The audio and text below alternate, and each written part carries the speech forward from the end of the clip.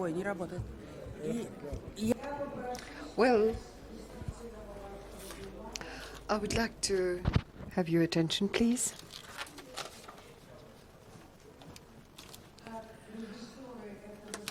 Directors of the show that is called this seminar, we are perfectly aware that after a presentation by a well-known figure, it would be really very hard for the next expert to win your attention, to get back your attention. For this reason, we suggested that the next speaker would be somebody who's absolutely important, an expert whose importance is really a matter of principle for us. This is Alexey Vladimirovich Makarkin.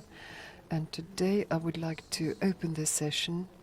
Alyosha, what do you think? Will it be 25 to 30 minutes, your presentation, and then Q&A? Yes, okay, agreed. You've heard what I said, and I wish you all, and I recommend that you all, during this session and after this session, that you should watch carefully and look out for the texts he writes to understand what is going on right now. Thank you. Thank you for yet another invitation. I really quite forgot. I cannot count which time I'm here, speaking here at the Moscow School of Civic Education, and here in this lovely location. And today we'd like to touch upon this topic, which seems too much theoretical, theoretical and distracted, but in point of fact it's very, very relevant to us. This is about modernism and traditionalism in modern Russian society, in the Russian society today. Because if we speak about these social processes that are underway, and many of them fit nicely into this frame of competition and opposition and rivalry, of traditionalist and modernist mentalities. What do we have in Russia nowadays? We have a unique situation, a situation that is unique for the 20th and for the 21st century, for the last, say, 100 years, let's put it this way. The last 100 years, the very word progress has always been treated as something positive, has been perceived as something that has absolutely positive connotation. Progress is good. This applied to the last period of the existence of the Russian Empire, on the eve of the revolution, when in the academia, in the university, a huge role was played by positivist philosophy, and general feeling was that humanity is moving on the way of moving ahead, on the way of progress, on the way of civilization, that all problems could be resolved by expanding access to education, and therefore great role was attached at that time to scientific and technological process that would really virtually change the outlook of the civilization today, that brought people together, brought countries together through, say, aviation, through radio. Certainly what also helped it was people grew more confident about positive movement ahead, that progress seemed to be playing important role there. What followed was a revolution. Before that, World War I, which destroyed many ideas and notions that education and access to education and civilization can become a cure-all, a panacea that would save humanity from the war. That came as a shock to a civilization. But later on, if we look at the experience of the Soviet Union, which rose as a result of the revolutionary events of the 1917, this is where the idea of progress also played a leading role, also played a huge role. Process at the time certainly changed. They mostly spoke about the revolution, they spoke mostly about achievements, achieving happy and bright society when we would build modern social structure, but again, progress is good. At that, the USSR posited itself as the country that attracted, the term that arose today was all progressive new kind, as just a model, a role model for a great majority of the population of the world, and all those mottos that are typical today. Time, go ahead. It was just a command for the time to move forward, to go ahead. That was something that was dominating at the time. If we look at that time, post-war time, the situation changed. Communist idea began to crumble. Interest for it went down. Ideology becomes more and more official, more and more dogmatic. But it was exactly at that time that ideas of scientific and technological progress, that they were more actively put forward. And again, if we look at the Soviet Union of the 1960s, 1970s, that was a country where had just the cult of a scientific and technological process, which really became universal. Say, beginning with what we called House of Pioneers, where young children attended extracurricular activities and multiple publications published that enjoyed huge circulations, which were supposed to raise young generations as young technicians that would later become adult engineers or highly skilled workers. Up to the time, and also that included books. 1960s, 1970s saw the soaring role of science fiction. That was certainly gained its impetus from conquer of the space, of outer space. And what was interesting, that these books were widely enjoyed, and people also read them and also published plays and watched these plays in theater. Then the Soviet civilization stops. At that we see a new revolution, and again it's happening under the mottos of progress. Progress, but that is very different. We see that everything, the notion of process is changing, but notion of progress remains and still maintains its positive connotation. But they say that we should be free, democratic, we should develop modern market economy, we should move ahead, and so on and so forth. So progress still remains something very, very positive. So very, very different social structures that were in place, economies that were very different, quite incompatible ideologies, and all this dramatic period in our Russian history is brought together but only one notion. We are moving ahead. And now, all of a sudden, now they call it a conservative wave, where the government, where the state adopted a very different ideology, and not the ideas of progress, moreover, ideas of conservatism. What is it related to? What can explain it? And what is interesting, as they do public opinion surveys by our biggest sociological agencies who work there, And this is where our people approve. They are exactly the public who were raised as they were reading books and adopted different ideology with the consensus understanding that progress is good. They are the same people who approve this ideology. What probably happened? I think that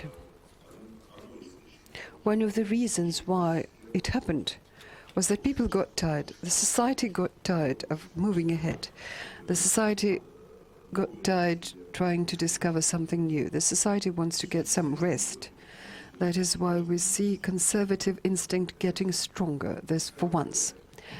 Secondly, I suppose very many different strata in society got this idea that we are no longer the ones who set the fashion, sort of, in terms of initiative doesn't belong to us. We are no longer the first, and if the idea of progress was all based around our being able to create innovation, whereas right now we see a stronger viewpoint that maybe we should not actually go after it. We should not be too active about it. Maybe it really makes sense to use these competitive advantages that we have. For example, say, fuel and energy complex that we have, and don't let's go for trying to invent some, I don't know, breakthrough which do not lead us, would lead us on nowhere. And this is where we're facing yet another problem. This is, in point of fact, as I described it, we tried it all, beginning with just as radical communism to ending in radical market economy. And what we experienced is this effect of disappointment. This didn't work, that didn't work either, and whatever. People get this perception, why don't we really go back to something? Why don't we come up with something on our own, but something comfortable, calm, leveled, not really related to, say, some huge objectives that we want to face. Just let's live quietly, simply, just normal life. But this idea of calm, comfortable, sweet life, it really is now taking into consideration another idea which doesn't really correspond to it very well, that this normal, comfortable life should not be life like what we see in Switzerland and Sweden, because we are a country that enjoys its own tradition and history. This sort of this comfortable, calm life should be somehow go hand in hand with the ideas of a great country, with our Russia as a great power, what is known as державность, not as a model to be followed, not as a flagman of progress, flagship of progress, just like a great country where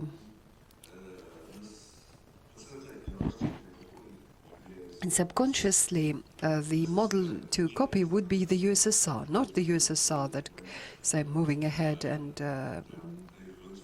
carrying out and moving towards revolution. No, USSR is a country that was all about, probably late USSR, that is all about stability, and that still enjoys great influence upon international community and impacts global political processes. This is the new sort of goal we focus upon. But there are differences, certainly there are. USSR, only a minority in our society wants to go back to the USSR. Most see some positions or some facts about the USSR where they don't agree, such as ban on private entrepreneurship, totally different that property, which is not very widely accepted. So what followed is that atheism is no longer accepted officially. It cannot be adopted officially. Now, an overwhelming majority in this country identifies themselves with religious affiliation and identify themselves with Orthodox Christianity. And we do not really ready to accept a too strong interference into private life. when somebody say your wife could complain about you not being a good husband and appeal to your boss at work, well, this is something that is not really welcome and is flatly rejected. So, but just like, what do we get here? What we get is a modified, radical, very strongly, seriously modified Soviet Union, and at that, a country that has a certain utopia indeed, really, because the structure which we would want to see in place, this calm, comfortable, great power, this really is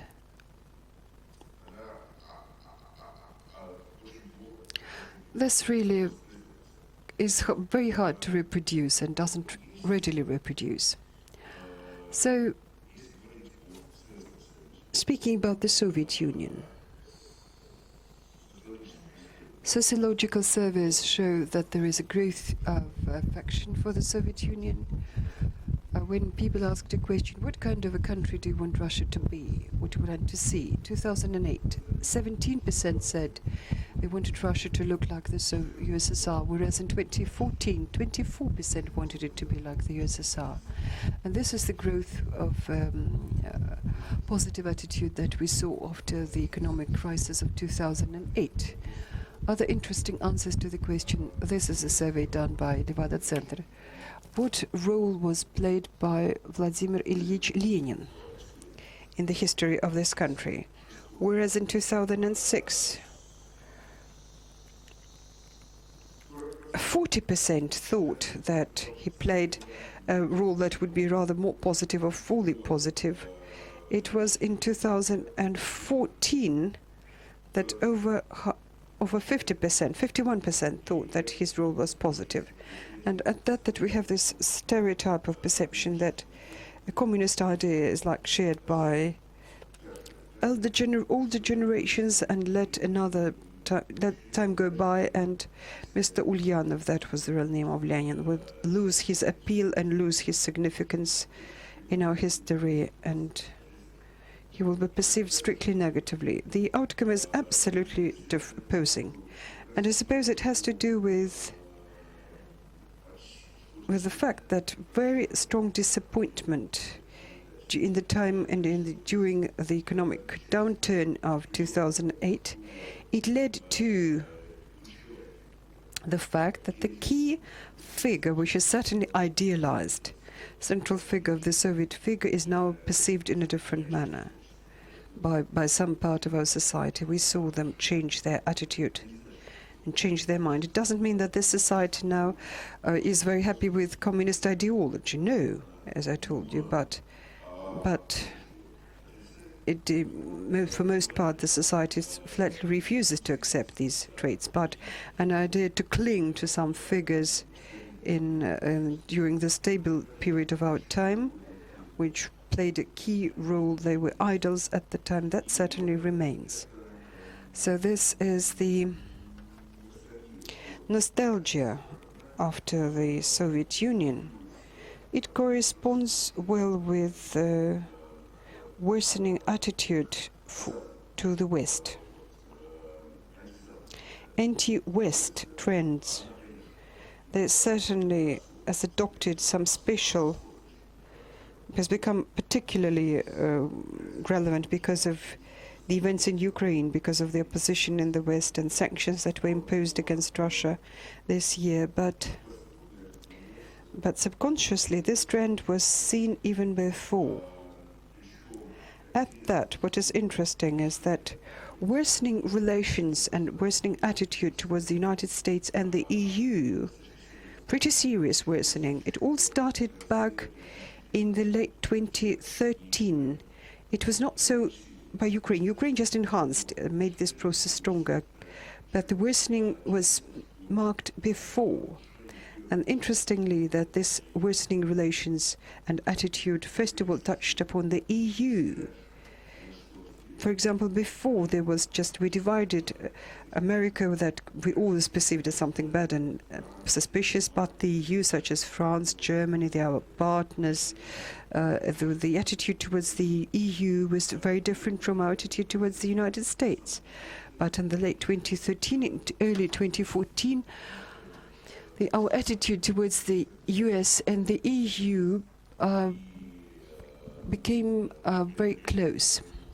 And certainly they aggravate. We saw aggravation. It has to do that this conservative wave is about anti-Western attitude. It enhanced civilization differences, given that in the EU, key role is played to individual human rights, to self-expression, to respect for rights of the minorities, which respectively goes against these settings and attitudes that were promoted by the conservative wave, and that corresponded to the attitudes of a considerable majority of the society. So instead of bad US and good EU, we now see just bad United West. That's why when US and EU representatives took a very negative, unambiguously negative attitude towards accession of Crimea and its return to Russia, this immediately highlighted this attitude. It just helped relations get even worse. This attitude towards the West, it corresponds with what we call voluntary self-imposed self-isolation, which has to do with poor command of foreign languages. For example, in 2014, Levada surveyed how many people can have command of foreign language, and 70%. They surveyed absolutely honestly said they do not speak any foreign language. Another 13% said, yes, we speak, but we find it difficult. And only 11% said they have free command of English. If we look at like age categories, then about half of Russians between 18 to 24 do not speak foreign languages. We have an idea that just young people all speak foreign languages and old generations don't. Well, among all the generations, the percentage of those who do not speak, it may be as high as 83%, but among young people, about half, about 50% do not speak a foreign language, aged between 18 and 24, and quite a small comparative number of people who regularly travel abroad. So again, we do have this empiric idea that wherever you travel, you would only see Russians. Wherever you travel to Spain, wherever you travel to England, you would only see Russians there. But in point of fact, a passport for foreign travel, as Levada Center said, is something that only 28% of all Russian citizens own. Only 28% have a foreign passport for foreign travel, which doesn't mean that they all regularly travel abroad. Just maybe for a vacation 2 or 3 times per year. Only 1% of Russians. Once a year, about 7% travel abroad. The number has certainly grown recently, but as we see, the numbers are very insignificant. So this kind of self-isolation, it leads to the idea that what trends are now present beyond Russia, this is mostly, we get them from electronic media, from television, to a considerably less extent from the internet, from, say, communication with friends and pals. So what we see, this common negative perception. Therefore, there is a positive image. This is good, traditional, comfortable Russia, and there are threats from the West. Certainly, Ukraine enhanced this threat. And in conclusion, I would like to say that, well, there's domineering, the success of the conservative traditional ideology. Certainly, it has good reasons for it in this way. And there is a demand from our public. It's not some political spin doctors made people believe this. Well, spin doctors come up with political technologies that work only when society is ready to perceive something. But what we see is a new legitimate question, is when we refuse and reject an idea of progress, and we shut ourselves down, and we want something great, but at the same time comfortable, we know is it doesn't happily go hand in hand. And at that mobilization level is very low level to impose some self-restriction, to achieve major goals, and just to commit oneself to some effort. Then the question arises about what are the prospects of our further development?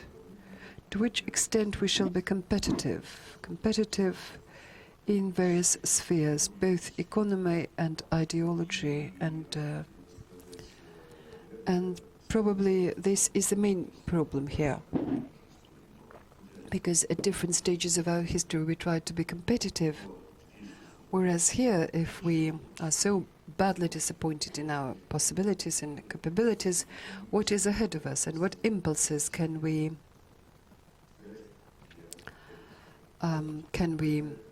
give ourselves for further development? This is where I want to stop my presentation, and I would be very happy to take your questions on this topic or any other topics if you're interested. Thank you. Dear colleagues, about 45 minutes for Q&A. And please, lady to my left, microphone please. Elżbieta Żak from Poland. You said that young generation, this turn towards to nostalgia for the Soviet Union is also, they're not so optimistic that when these generations change and people who lived at that time and the young people will look towards the modernization. Can you please elaborate on this? Why is it? What are the sources of this? What reasons explain why this younger generation looks towards myth creation and conservatism?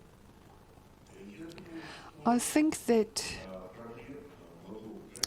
the problem of young generation is all about that young generation has not seen, does not remember the Soviet times. Instead, it gets some idealistic ideas and images of the Soviet Union from, and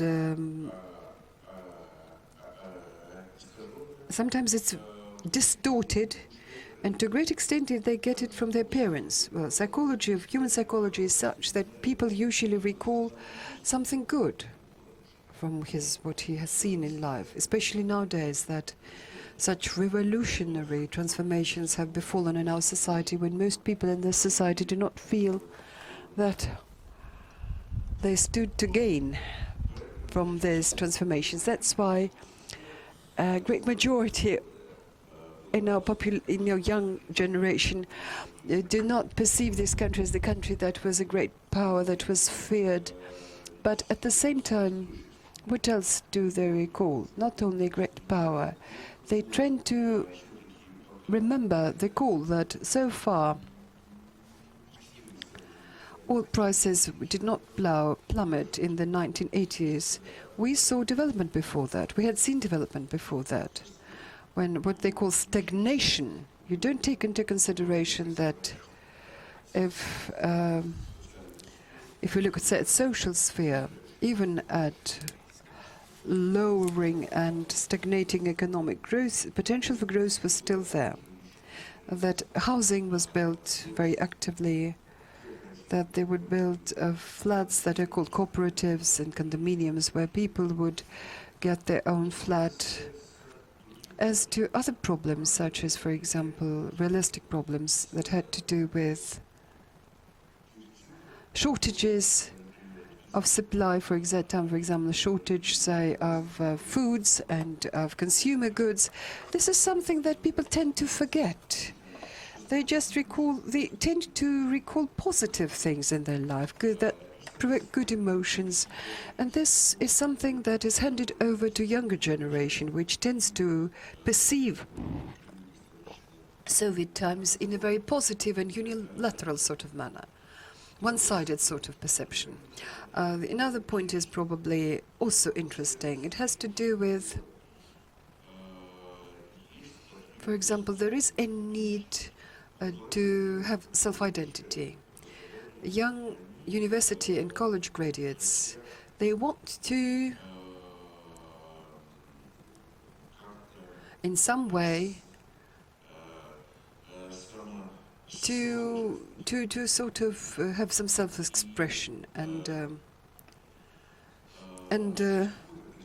there is a certain culture, protest culture, which certainly exists in all kinds of countries. And this is where the protest culture, protest against, how shall I put it, against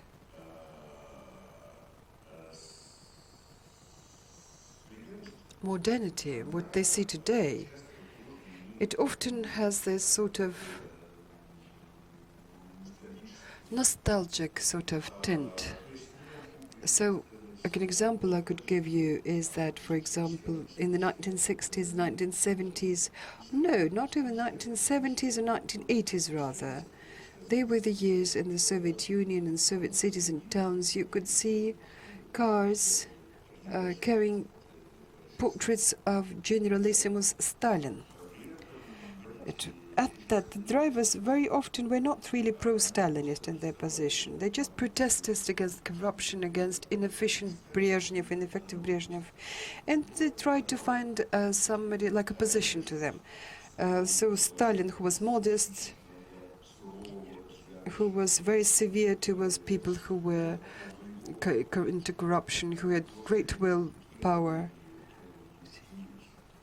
And this was their analogy and something they wanted to oppose.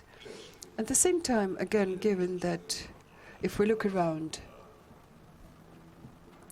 we, especially the young people, see both corruption and lack of efficacy. That is why they get an idea where they can find an alternative to that. And this is where they look for it. So an alternative in the USSR is perceived as an alternative. Again, it's very modified, very distorted picture. If you can like move in time and get this person, young man, back when he said that he has to attend Komsomol meetings, that he has to study ideological subjects at university, that he can say cannot buy something he wants in shop, he has to go to the black market, he would then say, oh no, this is something I really do not want.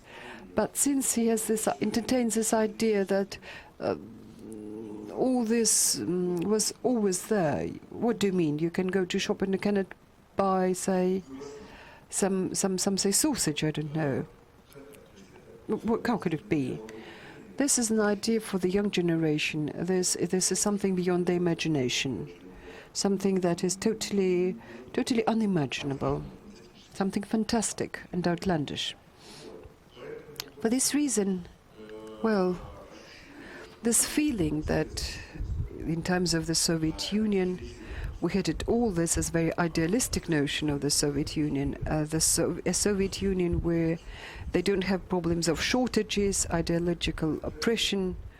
There certainly influences this sort of ideological preferences. Well, this was really some omen, look.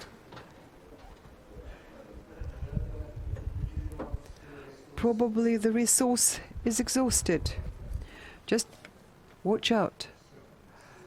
Come on, let's focus.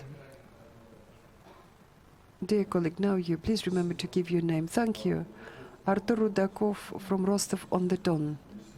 Alexey Vladimirovich, tell me please, still, could it be that this traditionalist turn towards traditionalism is not so much about a radical turn?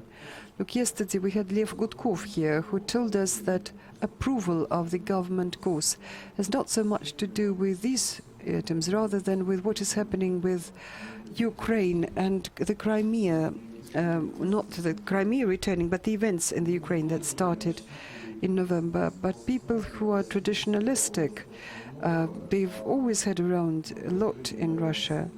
In the last, say, 300 years, it is the government in Russia that was more European than its citizens. Would you tell us this 24%? Well, I don't know. In my view, it's not really so much for the turn for. Maybe just a fluctuation within our government. Could it be the case? Thank you. Well, about approval rates.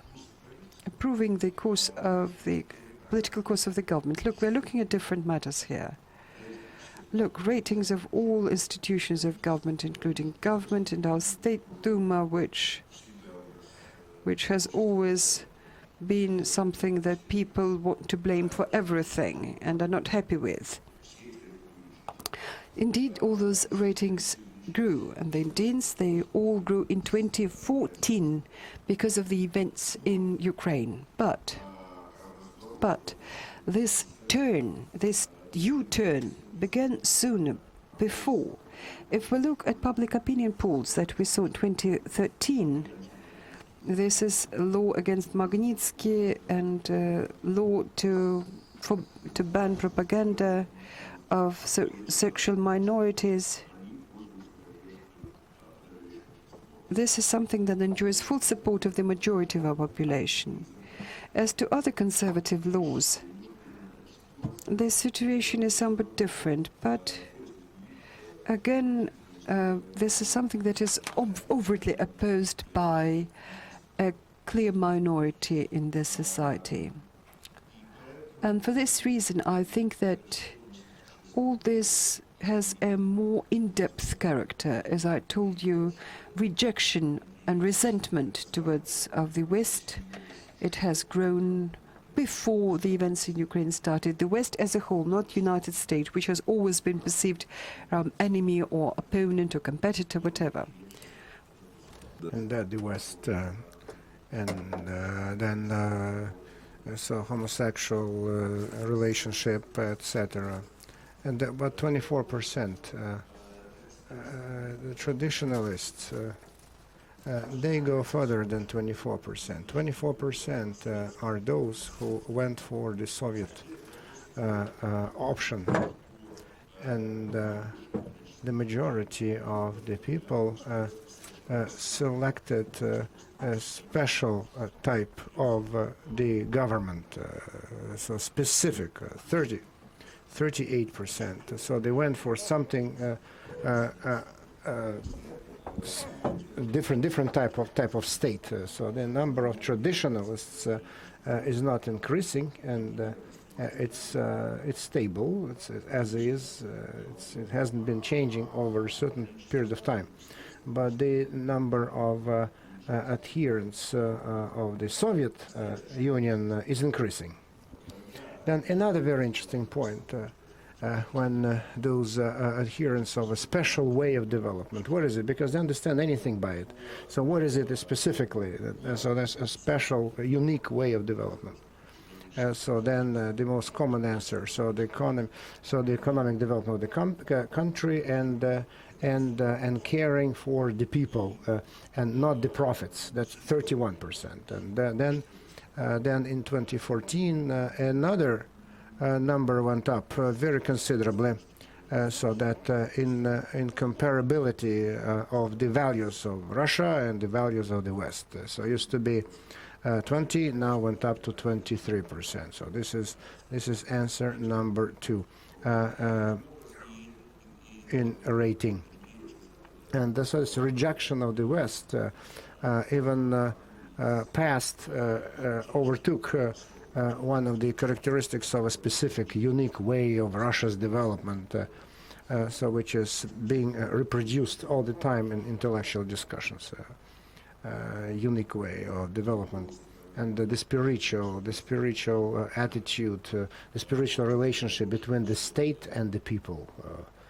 So this spirituality so is gaining ground against anti-Western sentiments, and so this is even more fundamental issue than just people's response to Ukraine or to Crimea, etc. This is much more important. Pskovskaya Oblast, and First, a comment and a question. So the Article 7 of the Russian Constitution, so we are, so that we take the responsibility to carry out the social functions, like social state. But at the same time, the political institutions, so they recognize the empowerment of their authorities to commercial organizations, private businesses, and so that's healthcare, etc. And then over 11 years, people are waiting from the state that the state will take care of their material status. So that the state will give money to the people. Do you think that there's a transfer of authority from the state to commercial organizations? Will it work, and is it legit? Is it logical or not? I think that we are talking because the transfer per se of some functions from the state, for example, in the area of healthcare, then non-governmental education, for the private education. So this does not go counter to the article of the Constitution, which says that Russia is a social state and has to take care of its people. And so then the paid fee-paying medicine existed. So it was even in Soviet times, it was a small percentage, a small segment, but it was there. So the healthcare officially, some little segment was chargeable. But you wanted the statistics of the Russian shade economy. So then it was everywhere. So the education they had to pay. And so private teachers had to pay, and private medical services provided to the citizens of the Soviet Union. So it was a considerable component of the Soviet Union's economy. So that's why. So the declaration was that it was all free, but in practice they had to pay. But the issue, the challenges lies someplace else. So there is very quick, ousting of free medical services, for example, in healthcare. Medical services should kind of have complementary nature, but they are being pushed out. So if it's complementary, it's a good element of modernization, and this is there is nothing wrong in it. But the majority of high-quality medical services are fee-paying. You have to pay, and then there is what we observe is a kind of dilution of guaranteed medical services provided to the citizens. So then the system of healthcare is not free anymore. So it becomes archaic because the fee-paying medicine. The fee-paying medicine they say it's a progress. It's not. It should be complementary. Should add to the main system, which is free. So then these models. For example, we take the Soviet model and of healthcare and the models of the healthcare systems as they exist in Latin America, for example. So then we evolve in this direction, and these models compared to other models, they are archaic models, obsolete models, old models, and so please, your turn.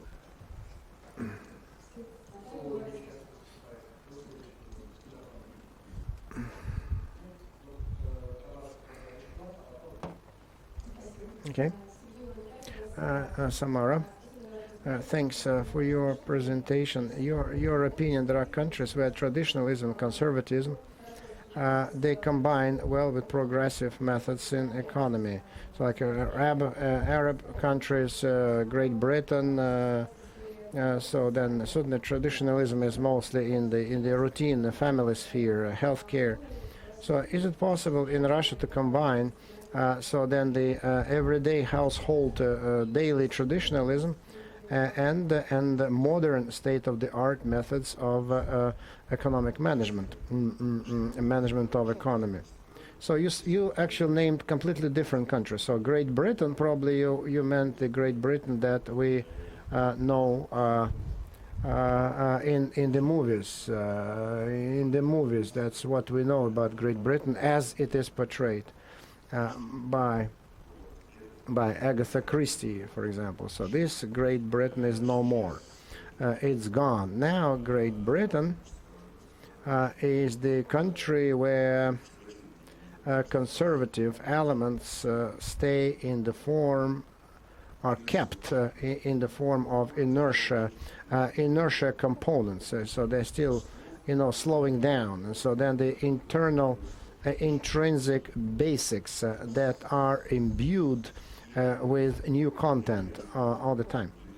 So, for example, the Anglican Church, if we look at it, so it's a state church, official state church, but simultaneously, in reality, so it's all different because the church is changing. For example, in the Anglican Church, they introduced the possibility of ladies can enter a state of grace and become priests, and that was positively comprehended by the majority of the population. Another interesting, for example, if the left centrist government introduced the ability for men to marry or women to marry, but in Great Britain it's the right centrist government. So they that's a new type of conservatism. It can adapt well. It follows the public trends, adapts, calibrates itself to the public trends. It's a very interesting type of conservatism, and that's exactly what was happening in the 19th century when the British conservatists that represented large owners, businessmen, the elite of the society, so that the British conservatives, so they knew that there was the election legislation, and they saw that they couldn't stop it, and so they saw that they couldn't stop this process, and they started to put stakes on other strata of the population, so middle class, and so then the poorer classes, and it's the middle class, it's the middle strata of the population of Great Britain, so started to play an important role in politics and economics of the country. And so then this average middle stratum became a reliable support of the conservatists.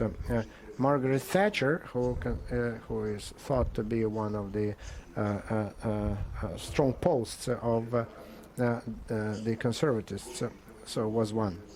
And I would say that this is dynamic, adaptable conservatism, and that could be a good resource for modern development, a good pool for modern, and it shows its ability to adapt quickly. And other countries mentioned, this is China.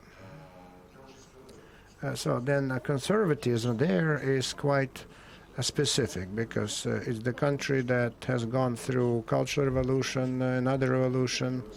Then the revolution went hand in hand with the Civil War, and now the system that was built under the command of Deng Xiaoping, so then traditionalism in ideology, in state order, and the market economy, all at the same time, and so building a modern market economy and traditionalism. So this system is criticized on both sides. So on the one hand, so there's a Western part of the society in China that got modern education, so they are thinking that maybe we need to change to tinker with so to start moving faster towards the West, and so acquire some Western values from them and get closer, so merge. And then at the same time, there are many strata who just the other way around. So they gravitate. They think that the market economy means corruption, and that we didn't stand to gain anything from the market economy, that we did, and only the top businesses and the management and the authorities. So they gained, and we stood nothing to gain, and so on. And there is a nostalgia for the Cultural Revolution, because bad things are forgotten quick, and the idea of equality is coming back, becoming very popular, because people forget about bad things. And so then they just return to traditions of the Cultural Revolution's desire, this inherent subconscious desire.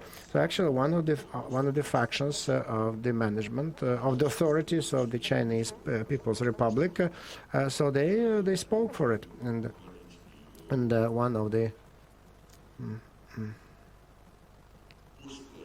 Bosilai, one of the leaders, was expelled from the party. He was one of the actually he could be the member of the Politburo member. He was a candidate for Politburo of the top elite, so the super elite. So he was a candidate to become, but he was expelled. So as far as the problem, the challenge is still there, and so we cannot say that this is a good example to follow.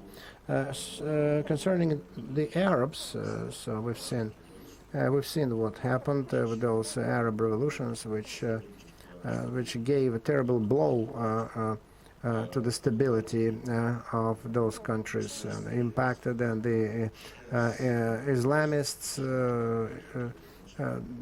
evolving and developing rapidly. So then part of the Arab society community, they're living in conditions of turbulence, unrest, and even talk about countries who preach conservative ideology, and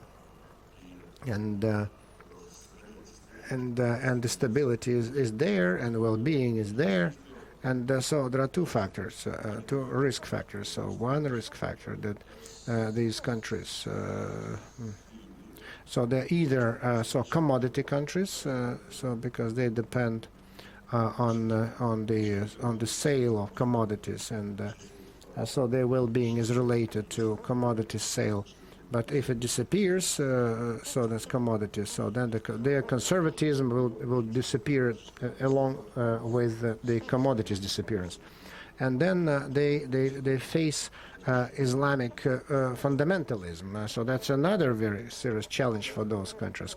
Qatar, for example, is trying just to head this process and use it in its own interests, but at the same time it comes up face to face with other players, other countries, Saudi Arabia, Kuwait, the United Arab Emirates.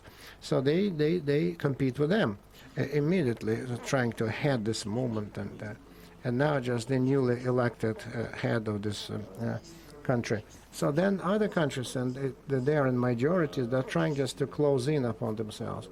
So then the propaganda coming from Qatar, not to protect, to fight, to stonewall, and so use power, raw power as the army, etc. So this conservatism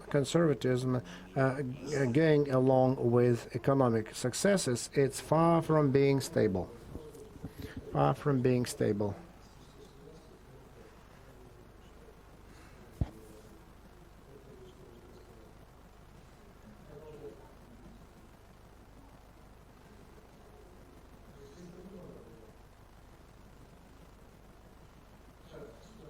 Okay. I said that a little comment, if I may. Could you comment my comment? You were saying that conservatism in different countries is different, and at the same time, in our country, the different types of traditionalism as well. So for example, the Orthodox Church, how they speak. So they deny homosexual marriages, so then the paternal priority, respect of, so then the denial of abortions in politics. So then they denied homosexual marriages, single-sex marriage. And so then they speak for traditional marriage. I decided to do an experiment among my students. I suggested they should write first, what do you mean by traditional values? And when they wrote it down, I asked them, what do you think by your own values? So what's important for you in this life? And it turned out that for traditional values and their own values is the same thing. And so they're talking about love, family, friendship, etc. But some students don't understand what is traditional values. They don't understand that. And so this comment, the different groups of population, they understand different things talking about traditional values. You are right in saying it is true that they understand different things. But at the same time, there is something in common that encompasses all that. And this common is that the attitude towards the Russian Orthodox Church and the positions related vis-a-vis the Soviet Union, because the things that were denigrated during the Soviet times, so they're considered to be normal now. So even if the church denies them, for example, so when they poll the people, what's your attitude toward divorce? What do you think about divorce? What do you think about abortions? What's your attitude? The majority say that this is private business. This is a private business of people, that they have the right to do, and there should be no restrictions. Concerning abortions, the number of people who the adherents of those who do not want to have any restrictions went down, but still the majority, more than half of the people, so they approve abortions. They think it's private matter, but the Orthodox Church certainly denies abortion, and only a few percent of the population support that. And we do not have this properly consolidated culture, formed culture that has taken shape, so for which the position of the church will be an authority. So just a few percent of the people think that the church is an authority. So very few people identify themselves with religion, with the orthodoxy. And those who associate themselves and for whom they think that the church is the ultimate authority. Many Orthodox religions, so they identify themselves as such only culturally, but not religiously with the church. And so do believe in hell or heaven? No, but we are Orthodox because we are Russians. That's it. So culturally they are part of the church only.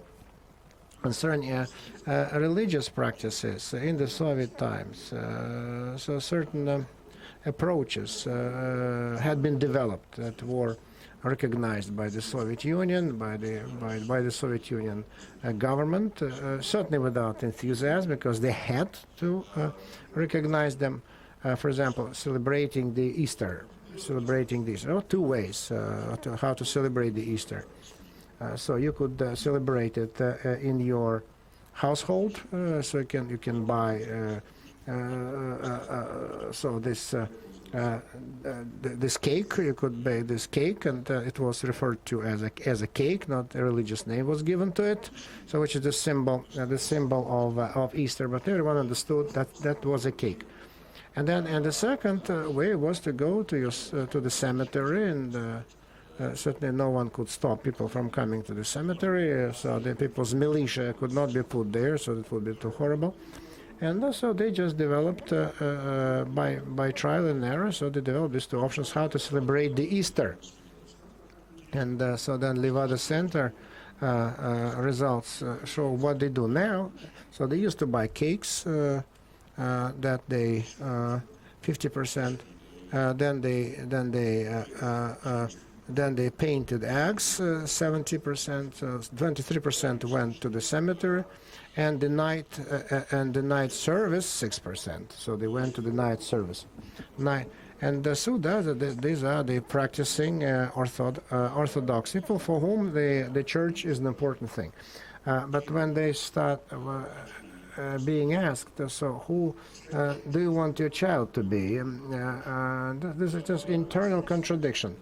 If they remember that they wanted to see themselves a doctor, a teacher, the parents reminisce about that. So 6% wanted their children to be drivers. Now they want to be lawyers, programming engineers, IT engineers, 15%, businessmen, 13%, directors of the bank, 11%. So doctors, 14%. So doctors, number 4, and priests, less than 1% want their children to be priests. So, for example, a priest in the Central Europe, it's a respectable, good, reliable, honorable profession. So here, although we're an Orthodox country, but no one wants their children to become priests. That's when we say that in the Soviet times was not was marginal or forbidden or banned.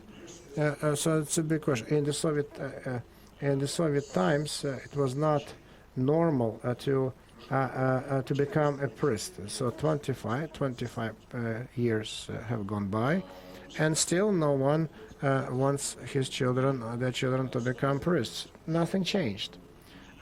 So it's not the current thing. It's not the adopted thing. It's not the way people expect each other to do. So this profession is still there, but it's it's looked upon as something unreliable, strange, unpredictable. So very few people have friends who have priests as their friends, etc. And something unreliable and strange. Then homosexual marriages in the Soviet times, it was forbidden. Relations. So it was the criminal article, so that prosecuted and persecuted those guys, so this rejection, this alienation, legitimate, is quite dangerous. So with all the difference in approaches, we see much in common. Artyom Filatov, St. Petersburg.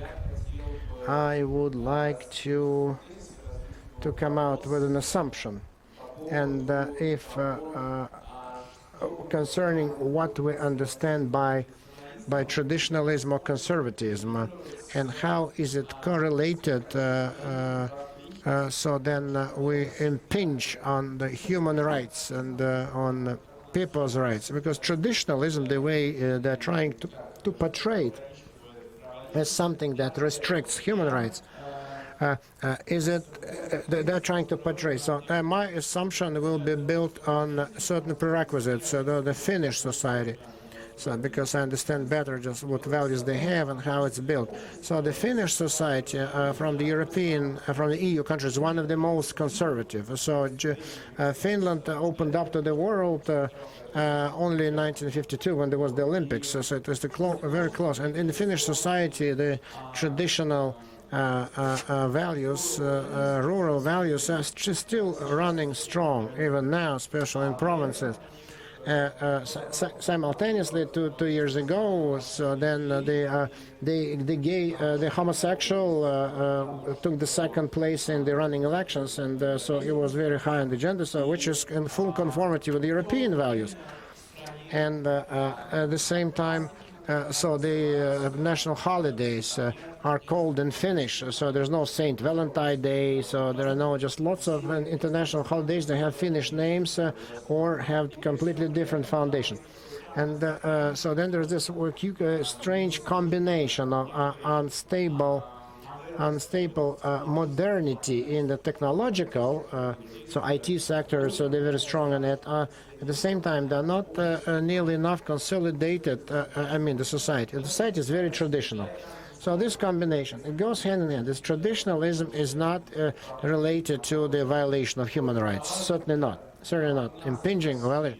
Do you think in Russia, when now this by traditional values we understand something that may restrict human rights and freedom, is it a political move, political rules, or it's the resurrection of traditionalism, and its advent always comes with certain restrictions in the public life? I think that it looks like this. So then, what do we need to keep, and what do we need to protect? And so we conserve, we keep, trying to conserve instinctively or sometimes consciously what we know. We're trying just to immortalize it. So because of history, education, upbringing, so the things that we try to conserve and keep. And so there is a great deficit of respect to the private life, to the rights of other people. So there's a big deficit of that, shortage of this respect. So it's England, if you take as an example.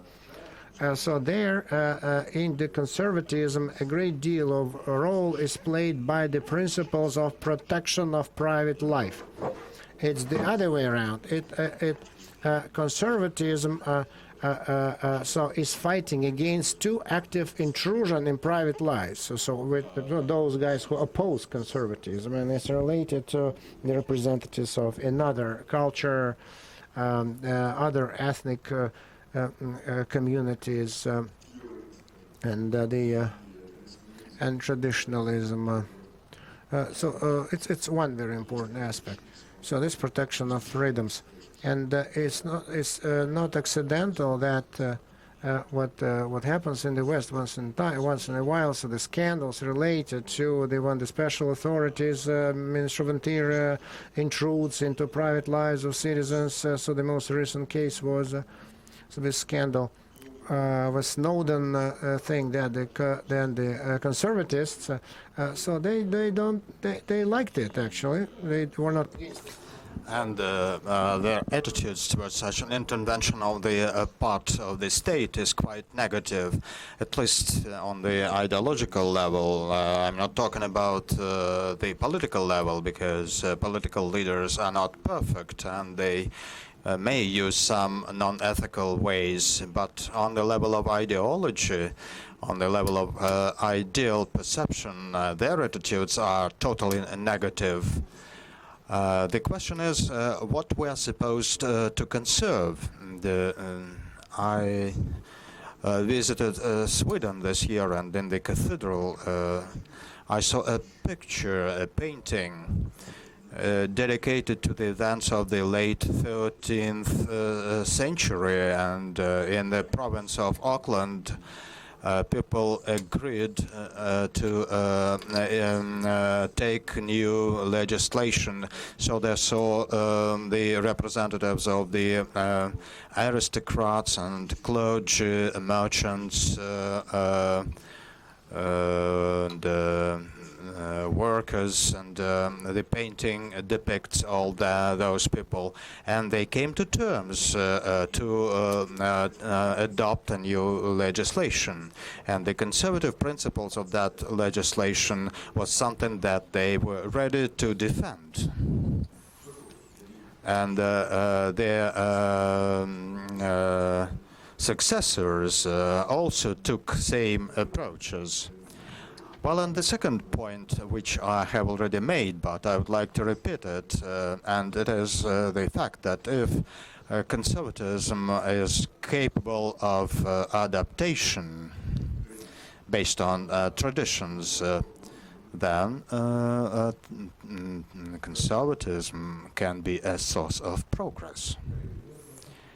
Dear colleagues, with my great regret, I can point out that when lunchtime comes, we cannot move our schedule, because we totally depend on the local people, local logistics. So I would like to apologize to those who didn't have time to ask their questions, but I would like to praise Alexey Makarkin, who always strikes me that he has an encyclopedia knowledge. And in the field of the political science, he is totally aware of such facts and such events, which many people present here have not even heard of. I didn't tell you about an experiment I once made. I asked Alexey here in the room if he remembers what country was headed by President Kosovo and at what time. Alexey didn't browse in the internet, but immediately told me the date and the state. I'm not going to tell you what country is that, but let us thank our expert.